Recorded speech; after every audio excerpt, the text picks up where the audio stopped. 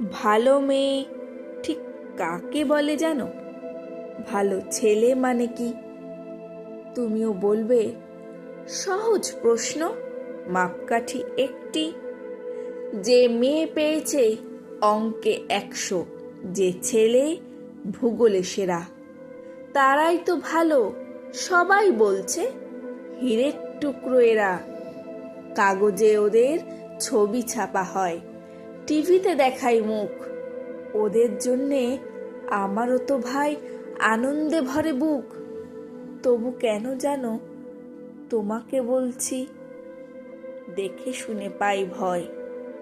শুধু এত এত নম্বর পেলে কি ভালো ছেলে মেয়ে হয়? আচ্ছা ধরো না, যে মেয়ে পেয়েছে অঙ্কে অনেক কম, তার গান শুনে মুগ্ধ সবাই, হাততালি হরদম। ওই যে ছেলেটা পাশ করে গেছে এবারেও টেনে টুনে, বলতে কি ভাই আমরা অবাক ওর আবৃত্তি শুনে। নাটকেও তার নেশা আছে, খুব পরের বিপদে ছোটে। পাড়ার তিন্নি বাংলায় নাকি 30 পেয়েছে মোটে, কিন্তু মেয়েটা খেলাধুলোতে 10খানা গায়ে নামি।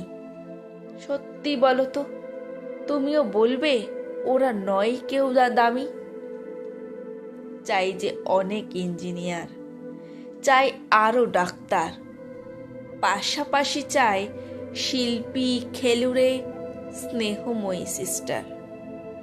কম নম্বর পাওয়া ছেলেটাই কারিগর বলি আজ। দেশটা গড়তে তার হাতে দেখো কত দরকারি কাজ।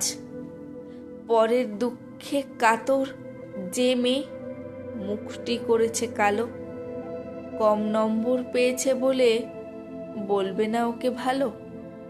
অভাবের টানে কলেজে পড়েনি, ছোট দরমার বাড়ি, তবুও ছেলেটা বাবা মাকে দেখে, ভাড়াতে চালায় গাড়ি। তাই বলছি কি, শুধু নম্বরে হয় নাকি মাপকাঠি বিচার?